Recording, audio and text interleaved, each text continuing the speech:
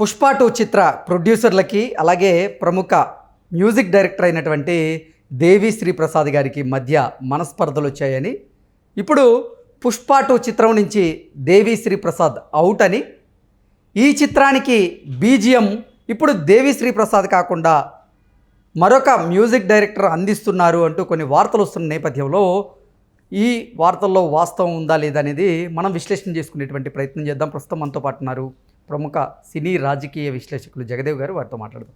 జగదేవ్ గారు, హాయ్ అండి. హలో అండి. పుష్ప 2 చిత్రం నుంచి దేవిశ్రీ ప్రసాద్ అవుట్ అని, ఆ ప్రొడ్యూసర్లకి దేవిశ్రీ ప్రసాద్కి మనస్పర్ధలు వచ్చాయి అని, ఇప్పుడు పుష్ప 2కి బీజిఎం కూడా దేవి కాకుండా తమనిస్తున్నారు అనేటువంటి వార్తలు ఇప్పుడు సోషల్ మీడియాలో చక్కర్లు కొడుతూ ఉన్నాయి. ఏంటి అసలు ఏం జరుగుతుంది? తమన్ ఇస్తున్నారనే వాస్తవం తమను కూడా ఓపెన్ అయ్యారు మీరు అడిగిన క్వశ్చన్ ప్రకారం. ఎందుకంటే రీసెంట్గా బాబీ గారు బాలయ్య బాబుతో 109వ సినిమా 110వ సినిమా డైరెక్ట్ చేయబోతున్న నేపథ్యంలో అదే ఏదో కొత్త ట్రేజర్ కూడా రిలీజ్ చేశారు కదా. సో దానికి సంబంధించి బాబీ గారు అలాగే ప్రొడ్యూసర్ గారు ఇద్దరు కూడా షేర్ చేసినప్పుడు పక్కన తమన్ గారు కూడా ఉన్నారు.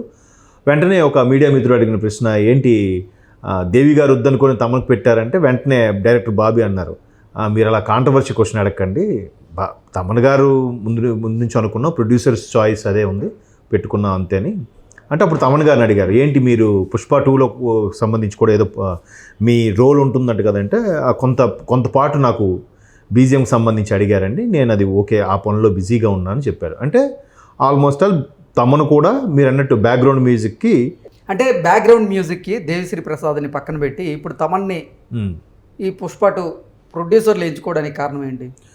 ఇప్పుడు పుష్ప 2 అనేది ఆల్మోస్ట్ ఆల్ 1000 డేస్ నుంచి నడుస్తుందని కూడా మొన్న ఎక్కడో న్యూస్ చూశాను. అంటే 3 సంవత్సరాలు అయిపోవచ్చింది ఆ షూటింగు ప్రక్రియ అంతా. ఇప్పుడు సినిమాకి ఒక టెక్నీషియన్ పని చేయాలంటే ఎన్ని రోజులు కాల్ షీట్లు తీసుకుంటారు చెప్పండి? నెల, ఒక 3 నెలలు, 6 నెలలు, మహా అయితే సంవత్సరం. సో ఈ సంవత్సర కాలంలో ఆ ట్యూన్ వినిపించండి, బాగాలేదు ఇంకోటి పెట్టండి, ఆ బ్యాక్గ్రౌండ్ ఇక్కడ ఏది పెట్టండి, నచ్చలేదు ఇంకోటి మార్చండి అని చెప్పడానికి ఉంటుంది. సో ఆ ప్రకారం వీళ్ళు మొత్తం సైన్ చేసుకుంటారు, అడ్వాన్స్ తీసుకుంటారు, మొత్తం ఓకే చేసుకుంటారు.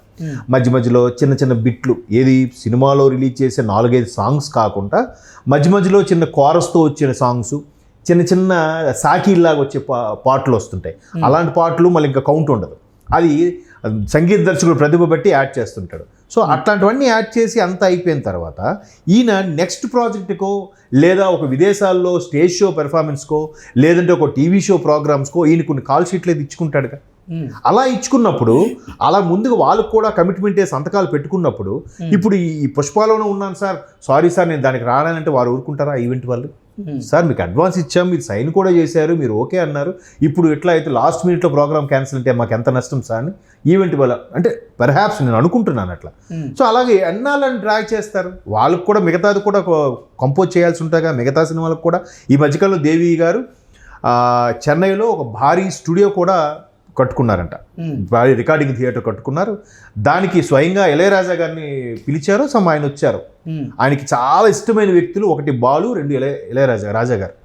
సో ఆయన ఎంట్రన్స్, ఆ స్టూడియో రికార్డింగ్ థియేటర్ ఎంట్రన్స్లో కూడా బాలు గారి పెద్ద పోస్ట్ ఉంటుంది, ఇళయరాజా గారికి కూడా ఉంటుంది. అది ఈ మధ్యన ఆయన ఎక్స్లో కూడా పోస్ట్ చేసుకున్నాడు దేవి గారు. సో ఆయన ఫర్దర్గా డెవలప్మెంట్ కోసం, ఫర్దర్గా మూవీస్ కోసం చేస్తుంటారు. అలా చేసినప్పుడు వీళ్ళు ఎంత డ్రాగ్ చేయడం వల్ల ఆ సినిమాకి టైం కుదరకపోవచ్చు, లేదా నాకు కొంచెం టైం ఇవ్వండి సార్ ఎట్లా ఒకటి చేస్తానని అని ఉండొచ్చు. సో ఇక్కడే ఏదో మంతనాలు జరిగే, ఘర్షణ జరిగింది, లేదా చిన్న ఆర్గ్యుమెంట్ జరిగింది అనే విషయం సోషల్ మీడియాలో బాగా వైరల్ అయ్యింది. బట్ దాన్ని ఎక్కడ కూడా ప్రొడ్యూసర్స్ ఓపెన్ చేయలేదు, డైరెక్టర్ సుకుమార్ గారు ఓపెన్ అవ్వలేదు, దేవి కూడా ఎక్కడ మాట్లాడలేదు. బట్ మొన్న చెన్నై ఈవెంట్లో పుష్ప 2 రిలీజ్ చేసే ఈవెంట్, ప్రీ రిలీజ్ ఈవెంట్లో మాత్రం దేవి గారు డైరెక్ట్గా, సార్ ప్రొడ్యూసర్ నవీన్ గారు రవి గారు ఇద్దరు, రవి గారు మీరు, నేను అప్పటికి ట్రాఫిక్ ఎక్కువైంది, లోపలికి వచ్చేసారి క్రౌడ్ వచ్చింది సార్, ఇక్కడ కూడా మీరు లేటే అంటున్నారు సార్, అవుతుంది సార్ లేటు, తప్పదు సార్, ఏదైనా మరి వెనక మాట్లాడుకుంటే కుదరదు సార్, అందరి సమక్షంలో అడిగేస్తున్నారు సార్, నా మనసు ఫ్రీ అయిపోతుంది సార్ అన్నట్టుగా అన్నారు. అంటే ఈయన దేవిశ్రీ ప్రసాద్ గారు బీజిఎం విషయంలో లేట్ చేశారు, సాంగ్స్ విషయంలో లేట్ చేశారు అన్నట్టుగా ప్రొడ్యూసర్స్ అన్నట్టు సోషల్ మీడియా మొత్తం వైరల్ అయింది. దాన్ని తమను కూడా యాక్సెప్ట్ చేశారు.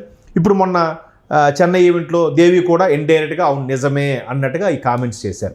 ప్రొడ్యూసర్ సార్ నేను ఎప్పుడు సాయశక్తిలో నేను నా ఎఫర్ట్స్ అని పెడతాను సార్, నాకు ఆ టైం ఇస్తే నేనేం చేస్తాను, ట్రాఫిక్ ఉంది, క్రౌడ్ ఉంది, నేను ఎట్లా రాగలను, ఈరోజు ఫంక్షన్ కూడా లేట్ వచ్చామన్నారు మీరు.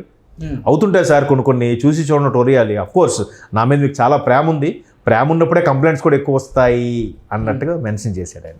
సో అక్కడ మనకు క్లియర్గా అర్థమైంది ఏంటంటే ప్రొడ్యూసర్ సాటిస్ఫై అయ్యే విధంగా దేవి అవుట్పుట్ ఇవ్వలేదు అనేది ప్రొడ్యూసర్స్ అభిప్రాయం.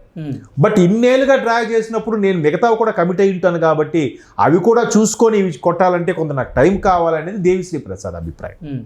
సో ఆ పరంగా కొంచెం లాగుతుంది, డ్రాగ్ అయింది, కొద్దిగా చిన్న డిస్టర్బెన్స్ వచ్చింది అన్నట్టుగా అయితే బయటికి సమాచారం వచ్చింది. అది కాకుండా అక్కడతో ఆగిపోలేదు. మొన్న కిసిక్ కిసిక్ సాంగ్ రిలీజ్ చేశారు శ్రీలీలది.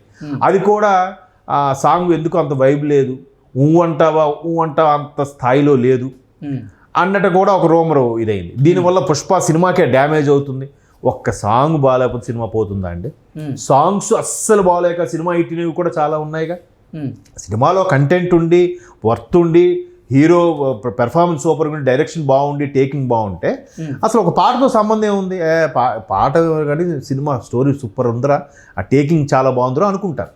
సో అంటే ఇది ఖచ్చితంగా దేవికి బ్యాడ్ చేయడానికి ఒక రకంగా క్రియేట్ చేసిన టాపిక్ ఏమో అన్నట్టుగా అనిపిస్తుంది నాకైతే. ఎందుకంటే దేవిశ్రీ ప్రసాద్, సుకుమార్ గారి కాంబినేషన్ బట్ స్టార్టింగ్ నుంచి అదే ఉంది. ఆ కాంబో ఎప్పుడు విడిపోలే. ఏది ఆర్యా నుంచి ఇప్పుడు పుష్ప 2 వరకు కూడా ఆయన మధ్యలో ఎన్ని చేసినా కూడా సుకుమార్ గారు ప్రొడ్యూసర్స్ మార్చారేమో, హీరోలను మార్చారేమో కానీ మ్యూజిక్ డైరెక్టర్ మాత్రం దేవిశ్రీ ప్రసాదే. అండ్ మోర్ ఓవర్ సుకుమార్ గారి సినిమా అంటేనే ఖచ్చితంగా ఒక ఐటమ్ సాంగ్ ఉంటుంది. ఆ ఐటమ్ సాంగ్ కూడా దేవిశ్రీ ప్రసాద్ ఇంతవరకు ఎప్పుడూ ఫ్లాప్ చేయలే. ఇప్పుడు ఊ అంటావా, తర్వాత అది రంగస్థలంలో జిల్ జిల్ జిగేలు రాని, తర్వాత జగడంలో కూడా 36, 37 పాట, తర్వాత ఆ అంటే అమలాపురం స్టార్టింగ్ ఆర్య, ఏది తీసుకోండి మీరు, ఏది అలాగే 100% లవ్లో కూడా ఒక ఐటమ్ సాంగ్ ఉంటుంది. ప్రతి ఐటమ్ సాంగ్ కూడా డైరెక్టర్గా సుకుమార్ గారు దేవిశ్రీ ప్రసాద్ కాంబినేషన్ ప్రతిదీ సూపర్ హిట్. ఇప్పుడు ఆ కిసిక్ కిసిక్ కూడా నెక్స్ట్ జనాల్లోకి స్లోగా వెళ్తుంది, ఒక బజ్ ఏర్పడుతుంది అనే కాన్ఫిడెన్స్ అయితే మ్యూజిక్ డైరెక్టర్ దేవిశ్రీ ప్రసాద్ చెప్పారు. ఎందుకంటే అది చెప్తూనే ఆ ఈవెంట్లో మెన్షన్ చేశారు, నేను కంపోజ్ చేసిన పాటలకి నాకన్నా హీరోయిన్లకి ఎక్కువ ఫేమ్ వచ్చింది. ఆ పరంగా పూజా హెగ్డే, తర్వాత కొంతమంది హీరోయిన్లు అందరికీ, సమంత, వీళ్ళందరికీ కూడా మంచి ఇమేజ్ వచ్చింది. ఇది కూడా అలాగే మంచి హిట్ అవుతుంది. ఈ సాంగ్తో శ్రీలీల కూడా మంచి స్టార్ అయిపోతుంది అన్నట్టుగా చెప్పాడు ఆయన. సో ఓవరాల్గా అర్థమైంది ఏంటంటే అక్కడ బాబీ గారి డైరెక్షన్ సినిమాలో తమన్ ఓపెన్ అవ్వడం, నేను పుష్ప సినిమాలో చేస్తున్నాను చెప్పడం, ఇక్కడ ప్రొడ్యూసర్ గారు నా మీద మీరు ఎంత ప్రేమ ఉందో అంత కంప్లైంట్లు కూడా ఉన్నాయి నా మీద అని చెప్పి ఈయన అనడం, ఓవరాల్గా అందువల్ల డిలే అయ్యి సరిగ్గా టైం స్పెండ్ చేయలేకపోయి ఉండొచ్చు. అది కాస్త ప్రొడ్యూసర్ సాటిస్ఫై అవ్వక తమన్ గారికి బీజిఎం ఇచ్చి ఉండొచ్చు అని నేను అనుకుంటున్నాను. ఓకే అండి, thank you so much. Thank you.